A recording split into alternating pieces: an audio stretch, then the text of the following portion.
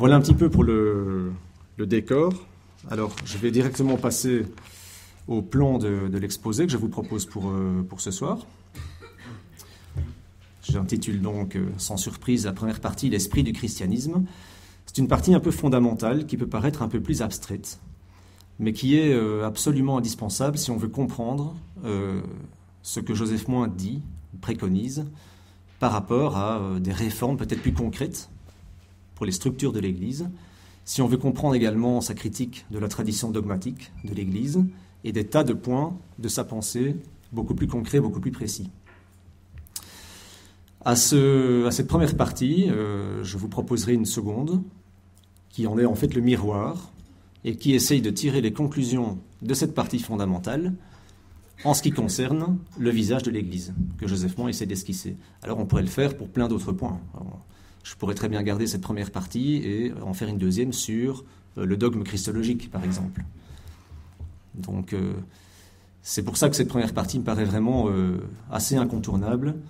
Il faut être pénétré un peu de la vision, de la définition que Joseph Moins se donne de la religion chrétienne pour comprendre le fond de sa pensée.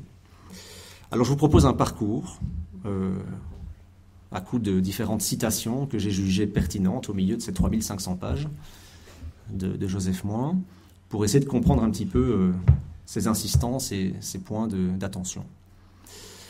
Alors on va commencer ce parcours que je fais tourner grosso modo autour d'une idée centrale qui est cette nouveauté de l'idée de Dieu advenue avec Jésus-Christ. Pour Joseph Moins, le christianisme fait advenir une nouvelle idée de Dieu qui est différente de celle qu'on se fait d'habitude dans les religions. Et c'est en cela que le christianisme est spécifique par rapport aux religions et aux spiritualités que nous connaissons bien ou moins bien. Alors, dans ce premier point, vous voyez, il y a deux petits aspects qui ne sont pas des moindres. Un qui est une description un peu négative, donc ce que n'est pas le christianisme, et précisément, ce n'est pas une religion comme les autres, on va essayer de comprendre un peu ce que ça veut dire.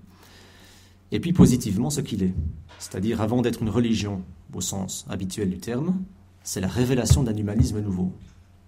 Ce point est absolument fondamental pour comprendre le visage de l'Église que Joseph Moins esquisse. Alors, sur cet aspect du fondement non religieux du christianisme, je vous propose directement une première citation, où Joseph Moins essaie de se mettre directement en lien avec notre époque. À notre époque, où renaissent en différents endroits du globe de violents conflits religieux, il est important que le christianisme se signale par ce qui le différencie radicalement de toute autre religion, à savoir de n'être pas fondé sur du sacré, sur l'autorité d'une loi et d'une tradition immémoriale et intangible, mais sur un évangile, une bonne nouvelle, une parole de libération et de paix. En rappelant que le christianisme n'est pas une religion, au sens où on l'entend habituellement, Joseph Moins veut souligner en fait qu'avec le Christ, il y a comme un point de basculement qui s'opère dans l'histoire. Il y a un renversement dans l'univers des spiritualités et des religions, et c'est ce basculement que je vais essayer de décrire en deux points. Le premier, c'est qu'avec le Christ, on passe de la loi religieuse, donc par définition d'une donnée extérieure, la loi c'est ce qui indique de l'extérieur ce que je dois faire ou ne pas faire, à une loi nouvelle qui est beaucoup plus intérieure et qui est éthique. Donc on passe de l'extériorité de la loi, et on sait bien que Jésus a été condamné au nom de la loi religieuse, finalement de son temps, parce qu'il l'a dénoncée, parce qu'il bousculait déjà l'institution de son époque. On passe de cette loi extérieure à la conscience de l'individu. La conscience de l'individu peut, par elle-même, dans sa relation filiale avec celui qu'il appelle son Père, et dans la vie de l'Esprit Saint, découvrir par elle-même les solutions, les décisions qu'elle est amenée à prendre, que ce soit au niveau individuel ou collectif dans la vie de l'Église. C'est un point absolument capital. Et cette loi nouvelle, c'est quoi finalement ? C'est la loi de la charité. C'est le double commandement de l'amour et du prochain, pour faire bref. Le deuxième point de ce basculement, c'est le changement de sujet. Dans les religions, instinctivement, on a la démarche de l'homme qui se tourne vers le divin. Donc le sujet qui est visé, ou qui est adoré dans ce cas-là, c'est Dieu. Avec ce double commandement de l'amour de Dieu et du prochain, le renversement qui est opéré, c'est un changement de sujet également. Ce n'est plus Dieu qui est visé directement, c'est l'homme, c'est le prochain, c'est l'autre, en qui se trouve, nous dit Joseph Moin, l'absolu de Dieu. Donc l'absolu de Dieu n'est plus à rechercher dans une démarche de type religieuse, elle est à rechercher par l'amour du frère, l'amour du prochain. Vous connaissez toutes ces paraboles dans les Écritures sur le prochain. C'est pas de rien que c'est au centre des Écritures. À tel point que nous dit Joseph Moin, c'est cette charité qui devient le principe même du salut. Ce n'est pas une pratique rituelle, ce n'est pas le fait d'aller dans un temple ou dans une église ou d'aller à la messe. C'est pas ça qui, même si ça a son importance, mais ce n'est pas ça qui est principe du salut, c'est pas ça qui va sauver. Ce qui va sauver, c'est la mise en pratique, au nom de ma conscience éclairée par la vie de l'Esprit Saint, de cette loi de la charité. Alors pour fonder son jugement théologique, évidemment, Joseph Moin ne fait pas ça en 2 ou 3 pages, mais il scrute, il investigue en profondeur le comportement de Jésus, et il s'arrête à plusieurs reprises, notamment à son conflit avec les autorités religieuses. Et il en tire des conclusions théologiques sur la nature même de la religion. Il dit, mais pourquoi est-ce que ce conflit de Jésus avec la religion de son temps est si important ? Et qu'est-ce qu'on peut en comprendre au niveau d'une intelligence de ce qu'est une religion, y compris la religion chrétienne ? Et voilà ce que Joseph Moin nous en dit. C'est une longue citation, c'est la plus longue ce soir, rassurez-vous, mais je pense qu'elle est vraiment assez fondamentale. La religion, et toute religion, nous dit Moin, est travaillée par un besoin profond et un dynamisme puissant d'intégration et d'exclusion, en vertu de sa mission de relier les hommes à la divinité. Elle est donc de sa nature de fabriquer des exclus, elle est par nature totalitaire, elle entend régenter la vie sociale, c'est ce qui s'est passé pendant des siècles de chrétienté, elle impose sa marque à la société, et en toute chose, elle impose sa médiation. Le terme de médiation est très important. Or, c'est le point de basculement dont je vous parlais, Jésus dénonce les prétentions hégémoniques de la religion. Du fait qu'il relativise l'obéissance à la loi religieuse, il donne toute sa force à la loi éthique, je vous en ai parlé. Les institutions religieuses sont de fausses médiations. Elles sont utiles car elles balisent un chemin vers Dieu. Donc vous voyez tout le jeu de nuances dans sa réflexion. Et il serait même téméraire de les rejeter. Mais elles ne relient pas directement à Dieu, même si elles le croient et que les fidèles le croient. Donc, on ne jette pas le bébé avec l'eau du bain, mais on remet les choses à leur juste niveau. La religion a sa place, c'est une donnée anthropologique, même assez essentielle à l'être humain. Il est normal qu'il y ait une certaine forme d'institutionnalisation du croire et du vivre ensemble au nom d'une religion, d'une croyance ou d'une foi. Mais l'illusion, c'est de croire que la religion apporte le salut. Et donc pointe déjà à travers ce genre de considération toute la critique que Joseph Moin pourrait faire du visage religieux que le christianisme a pu prendre dans son histoire et qui en fait est en train de se terminer aujourd'hui. C'est peut-être à ça que nous assistons aujourd'hui. Donc cette citation est vraiment capitale pour bien comprendre parce qu'elle nous permet de saisir que le christianisme finalement opère comme une instance critique de toute religion, y compris de sa propre religion. Et là je reviens un peu à ce que je vous disais tout à l'heure sur le rôle du théologien, dont le métier est d'être critique par rapport à la tradition de l'Église, mais parce que c'est la foi chrétienne elle-même qui le pousse à le faire. Et c'est un des gros points de friction aujourd'hui que de ne pas reconnaître ou de reconnaître cela. Et donc finalement, le christianisme, en tant que spiritualité, opère de lui-même cette sortie de la religion. Et je crois qu'on a là, avec Joseph Moin, une clé absolument majeure de compréhension de ce qui se passe aujourd'hui. On sent bien que ce qui est en train de se retirer, c'est la religion, au sens d'une pratique cultuelle commune qui rassemble en société et qui régente éventuellement même une société. Mais le fond de l'affaire, c'est que c'est le christianisme lui-même qui opère cela, au nom de l'évangile.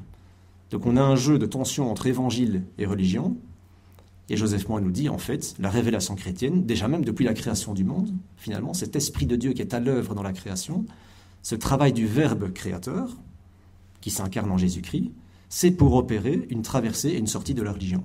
Je Je pense que là, on a une clé absolument majeure, qui à la fois bouscule et à la fois donne l'espérance dont je parlais tout à l'heure, en définissant le rôle du prophète.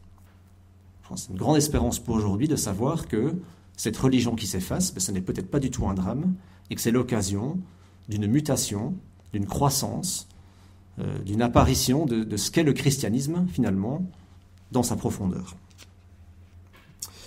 Alors, il nous dit d'ailleurs encore ceci par rapport à ce que j'essaie de vous décrire.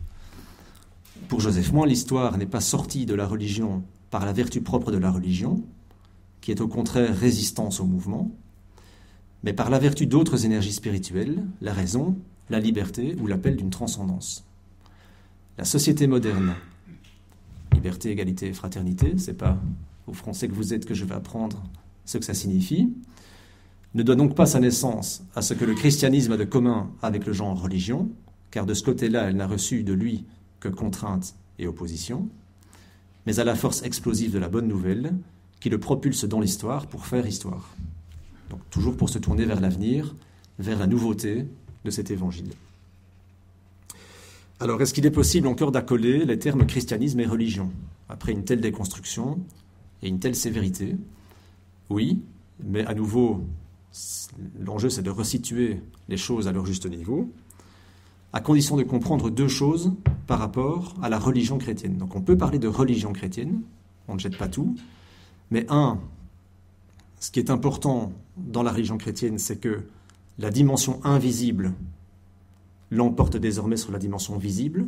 C'est ce que je disais tout à l'heure avec la loi éthique intériorisée dans la conscience du sujet, qui prédomine, qui a prévalence, qui est plus importante que la loi extérieure qui serait imposée par des préceptes ou par des réglementations diverses et variées. Ce que toute religion a tendance à faire. Donc c'est cette dimension invisible qui est plus importante. On peut penser à Jean chapitre 4, les adorateurs en esprit et en vérité. Ça, c'est la vraie religion de l'Évangile. Donc conscience personnelle du sujet. Et puis la deuxième dimension qu'il est important de comprendre, c'est que la visibilité de la religion, parce que toute religion en a une, sera différente. Avant, on avait la visibilité de la loi religieuse. Maintenant, on aura la visibilité du comportement éthique du chrétien, appelé à mettre en pratique ce précepte de la charité dont je vous parlais tout à l'heure. Donc l'invisible prévaut sur le visible, et la visibilité change de nature. Et là, on a ce qu'on pourrait appeler la religion chrétienne. On peut en parler à cette condition-là. Une citation parmi d'autres qui essaye de retracer un peu ce que je vous dis. Dieu vit au cœur de l'humanité, dans cet espace spirituel structuré par des relations de charité. C'est là que le Dieu chrétien se trouve avant tout. Dieu vit là, son cœur palpite là, au cœur de notre histoire humaine. Voilà la vraie religion en esprit et en vérité. Jean chapitre 4. C'est tiré de l'Évangile Sauvera l'Église. J'ai omis de dire tout à l'heure, quand je parlais un peu des ouvrages de Moins, que si on veut commencer à s'initier un petit peu à la pensée de Joseph Moins, sans se mettre la barre trop haut et pour se donner envie, c'est vraiment l'ouvrage que je recommande. C'est une collection de conférences qu'il a lui-même donnée en France et qui a été publiée en 2013. Et où on a vraiment de manière très pédagogique l'essentiel de ces thèses. Donc voilà, au total, si vous voulez, on comprendra que le christianisme va se distinguer de ce genre religion. C'est ça que Joseph Moins essaie de faire. Car il va révéler une nouvelle idée de Dieu. On n'a plus affaire au Dieu tout-puissant de la religion, à un Dieu qui est lointain, exogène, nous dit-il, ou sacré. Celui qui attend notre adoration, celui qui nécessite une médiation sacrée. Ce n'est pas le Dieu lointain ou impassible de la philosophie non plus. Ce n'est pas non plus l'architecte de l'univers, insensible à nos mots. C'est vraiment le Dieu qui s'est incarné, qui s'est fait proche, et dont nous pouvons continuer à vivre, ici, dans notre histoire, par l'Esprit Saint. Et ça clôture ainsi le premier point, le fondement non religieux. Donc maintenant, je vais décrire positivement ce qu'est le christianisme selon Joseph Moins, après ce petit débroussaillage, si vous voulez, par rapport à ce concept de religion.